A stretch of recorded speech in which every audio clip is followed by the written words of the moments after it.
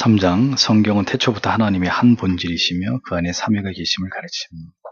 계속 칼빈이 이제 삼위일체 신론을 다루면서 이 부분을 길게 얘기하고 있습니다. 아마 오늘이 지나가면 조금 더 내용이 수월해지지 않을까 싶습니다.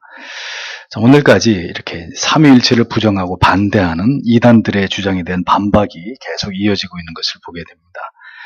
그래서 계속 이제 칼빈이 그것을 반박하고 있는 내용인데 26항에 보면 성자가 성부께 복종한다는 것도 핑곗거리가 되지 않는다.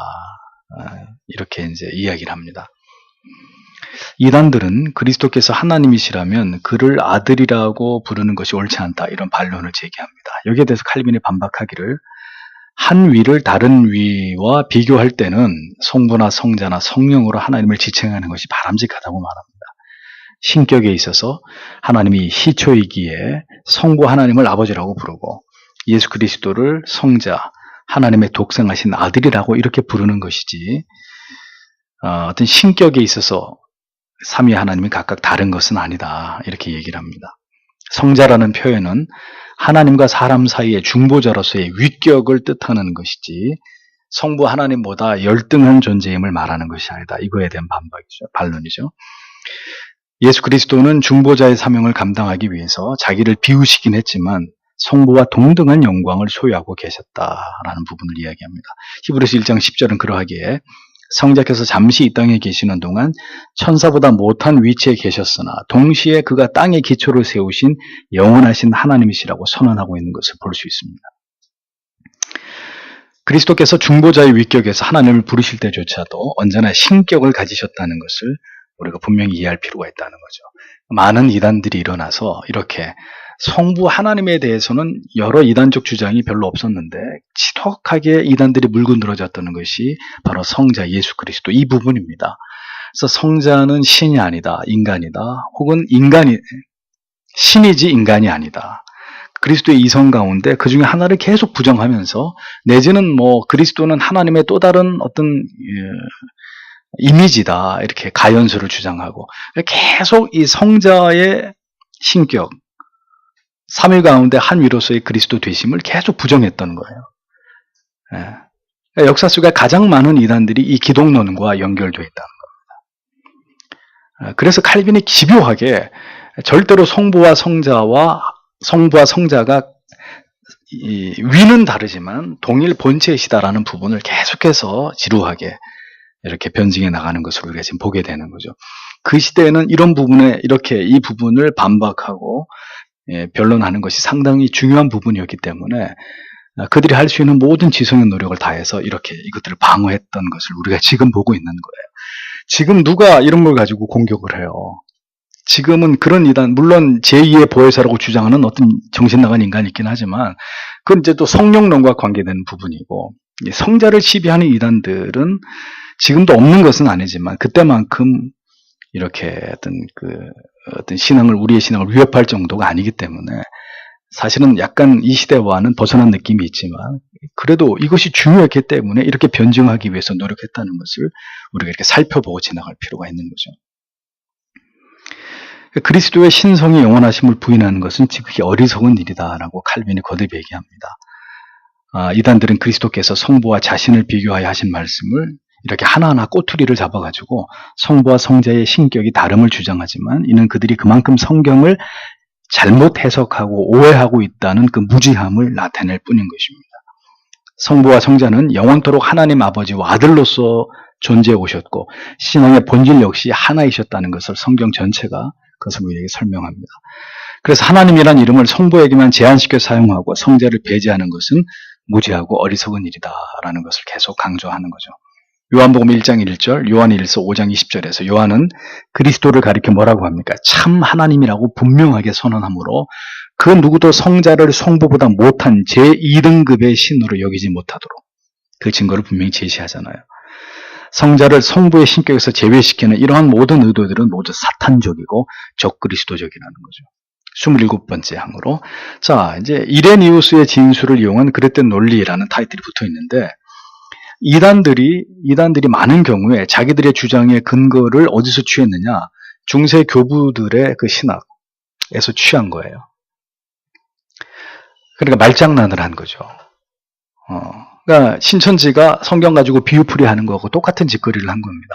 어떤 사람이 삼위일체를 부정하는 듯한 어떤 유사한 말을 했으면 그걸 그대로 인용해가지고, 자, 아무개도 이렇게 말하지 않았냐?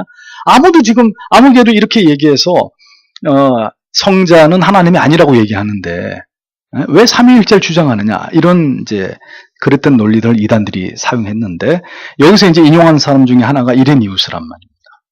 이레니우스의 주장을 오용했다는 거죠. 그는 그리스도의 아버지께서 유일하고 영원하신 이스라엘의 하나님이라고 선언한 바가 있는데, 이렇게 이레니우스가 한 말을 딱 가지고 와가지고, 봐라, 하나님만이 홀로 신격을 가지신 분 아니냐? 예수 그리스도를 여기서 이제 제외시키려고 했던 그들의 논리의 근거를 삼은 거죠.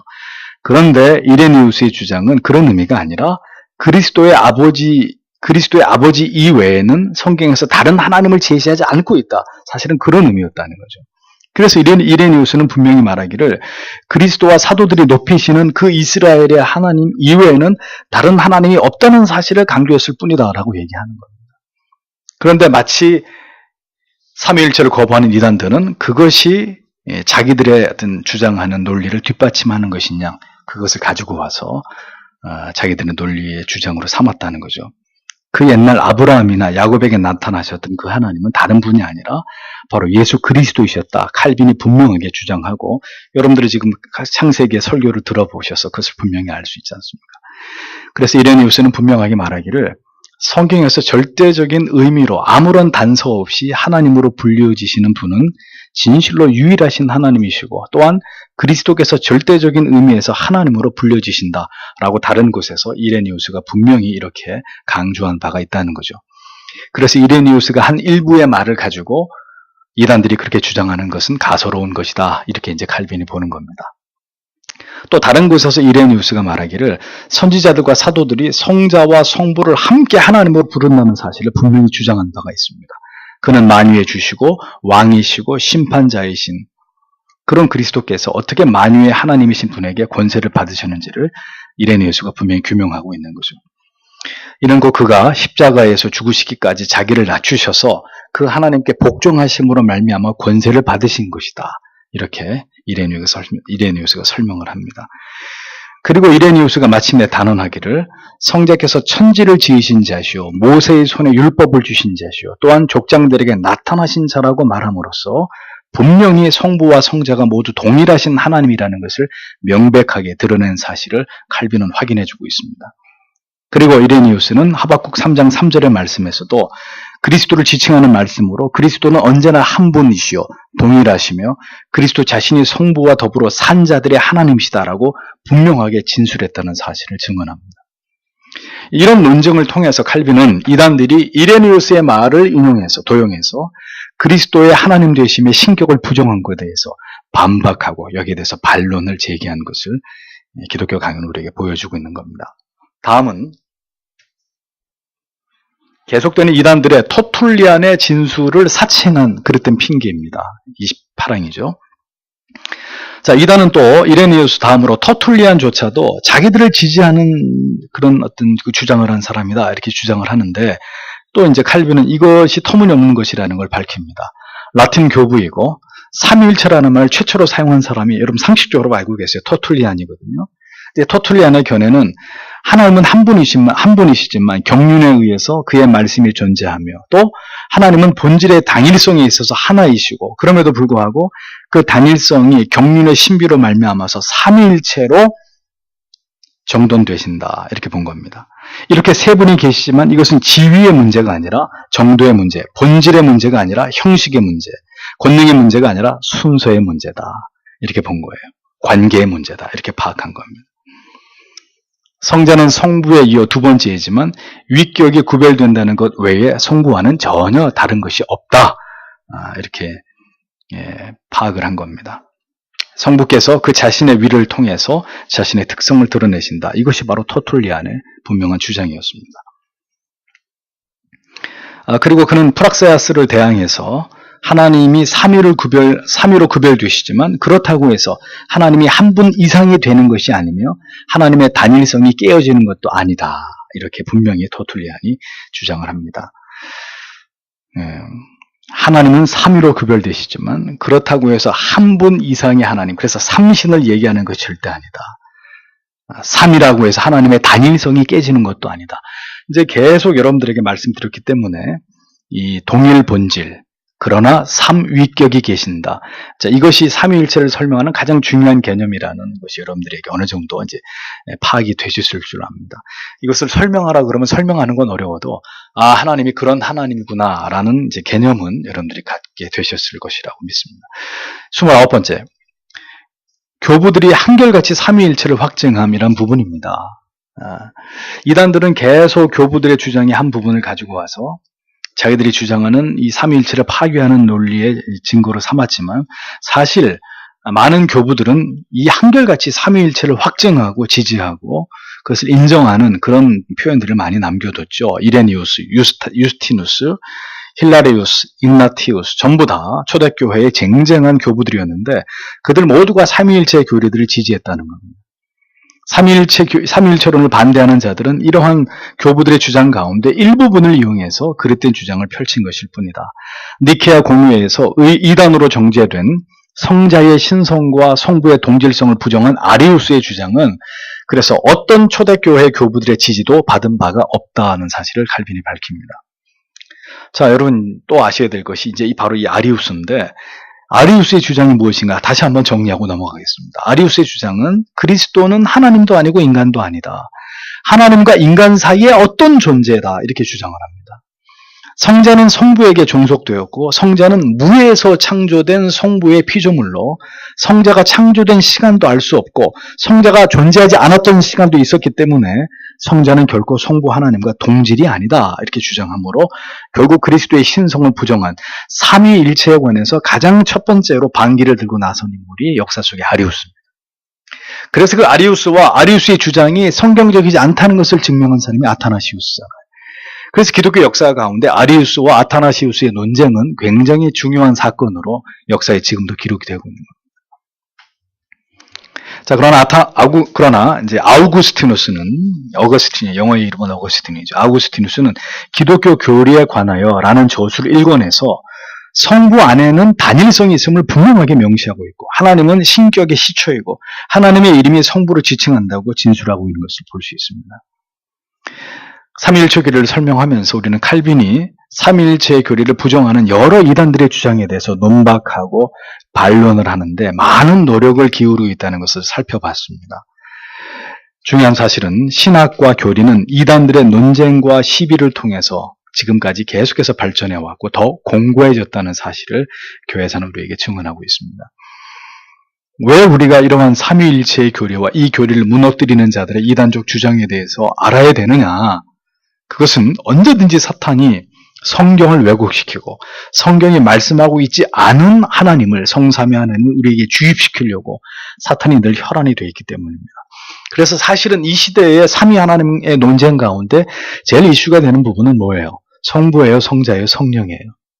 지금 이 시대는 성령론에 대해서 가장 많은 오염이 일어나고 있는 시대입니다. 그래서 자기가 자칭 제2의 보혜사라고 얘기하는 개만이부터 시작해가지고 성령론을 잘못 이해해가지고 지금은 성부 성자는 구경만 하고 계시고 모든 것이 성령에 의해서만 다 그래서 하나님이라고도 하지 않고 잘못된 성령론에 심취한 교회들은 말끝마다 성령님 이렇게 얘기하죠. 하나님의 표현을 잘 쓰지 않습니다. 이런 이제 심각한 어떤 문제들이 일어나고 있는 거죠.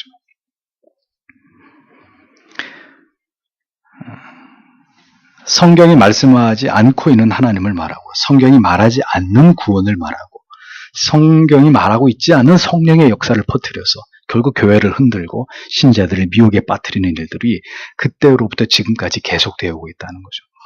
여러분들이 왜 기회가 되면 이건 제가 할 게 아니라 이단 전문가를 제가 개혁주의 입장에서 이단의 사상을 오래 연구하신 분을 한번 초빙해가지고 여러분들에게 지금 이 시대에 유행하고 있는 이단에 대해서 한번 강의를 듣게 해드릴 기회를 지금 보고 있는데 중요한 것은 왜 우리가 이단 사상에 대해서 알아야 되느냐. 이렇게 이단적인 사상들, 그때부터 시작된 이단의 사상이 놀랍게도 지금까지 뿌리를 내리고 있고 오늘의 이단에게까지 깊이 영향을 미치고 있다는 사실입니다. 예를 들면 우리가 조금 전에 얘기한 아리우스주의.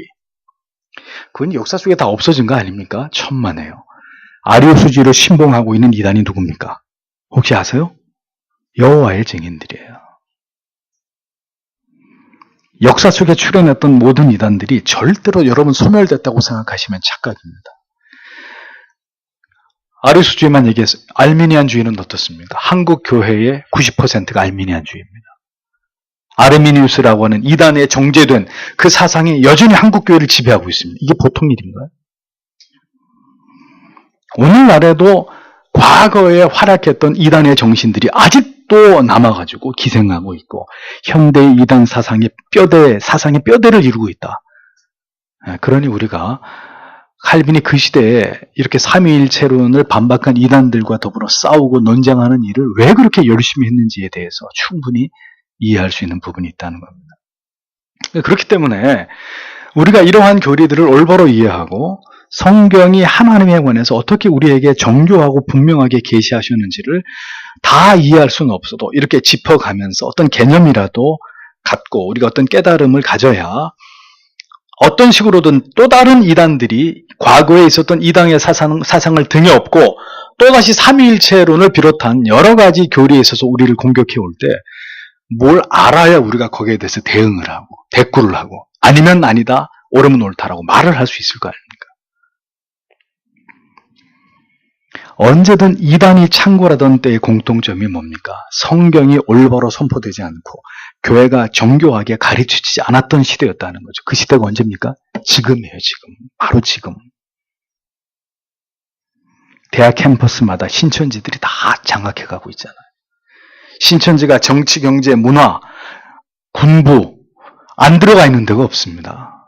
다 은밀하게 그들의 조직을 움직이면서 그들이 달성하고자 하는 목표를 향해서 나아가고 있어요. 기독교는 손을 놓고 있지 않습니까? 왜 이렇게 신천지가 득세하느냐? 이유는 단 한 가지. 오늘날 교회가, 장로교회가 정통 교리를 가르치지 않고 있기 때문입니다. 오늘날의 교회는 교리와 신조와 신앙 고백서의 진공 상태에 빠져 있습니다. 상황이 이러하니 이단들이 활개를 치는 것이죠. 온갖 저급한 성경에 대한 해석으로 기존의 신자와 교회를 위협하고 분열시키고 파괴를 일삼고 있습니다. 역사 속에서 분명하게 지켜져 왔고 명시되어 온 교리들을 우리는 어렵고 난해하더라도 계속 익히고 배워야 합니다. 그것이 우리의 신앙을 건강하게 지키는 길이기 때문이죠. 삼위일체에 대한 정확한 해석과 이해가 없었다면 우리는 아마 죽을 때까지 양태론을 믿었을 거예요. 그 양태론적인 하나님을 삼위 하나님이라고 믿고 내지는 삼신론의 하나님을 삼위 하나님으로 이해하고 우리는 그렇게 하나님에 대한 왜곡된 지식을 가지고 아마 하나님을 추구하는 신자들이 됐을 것입니다. 그러니 삼위일체에 대해서 우리가 모든 것을 다 알 수는 없어도 그러한 오류로부터 벗어났다는 것에 대해서는 최소한 우리가 안도할 수 있는 거잖아요. 그러니 또 알아야 되고 더 배워야 되고 다음에는 더 이 삼위일체에 대해 업그레이드된 어떤 그러한 어떤 이야기들을 우리가 나눠야 되고 이런 노력은 계속돼야 된다는 겁니다. 삼위일체 하나님에 대한 올바른 지식과 이해를 바탕으로 우리 모두가 하나님을 올바로 신앙하게 되기를 소망합니다. 성삼위 하나님께서 동일 본체 가운데 계시나 각 위는 구별되심에 대해서 성경이 증언하고 있는 바를 우리가 성경 안에서 확인할 때마다 이제 이런 이제 말씀을 가지고 이제 성경을 이렇게 보다 보면 삼위 하나님을 이야기하고 있는 구절들이 눈에 들어올 거예요. 그럴 때 우리가 더 그 구절을 깊이 있게 보면서 이 본문의 말씀에서 어떻게 동일 본질의 삼위 하나님을 논하고 있고 그것을 증명하고 있는지 우리가 이제 그럴 때 더 확실하게 그 말씀을 깨닫게 되고 그것이 더 우리에게 체감이 되겠죠. 이런 것이 우리가 어렵지만 교리를 알아가는 유익이라는 것. 우리가 더욱 그렇게 하나님을 올바로 이해하게 될 때 하나님을 올바로 인식하게 되고 올바로 하나님을 신앙하기 위해서 우리가 더 노력을 하게 될 것입니다. 자, 오늘은 항의 항목이 4개밖에 안 되기 때문에 없는 내용을 길게 늘려서 할 수도 없는 거고 오늘은 여기서 마치도록 하겠습니다. 우리 모두 성경의 진리 안에서 하나님을 알아가는 지혜와 지식의 깊이가 날마다 더해지시기를 간절히 소망합니다. 이 삼일체에 대해서 조만간에 여러분들이 이렇게 그냥 쓱 기독교 강의 몇 편을 듣고 삼위일체를 이해하기는 어렵고 나름대로 여러분들이 정리를 해서 쉽게 이해하실 수 있을 만한 그런 어떤 자료나 책을 준비해서 여러분들에게 공급을 해드리겠습니다. 한 번 더 그것을 읽으면 삼위일체에 대해서 더 분명한 어떤 개념을 여러분들이 갖게 되시리라고 믿습니다. 기도하겠습니다.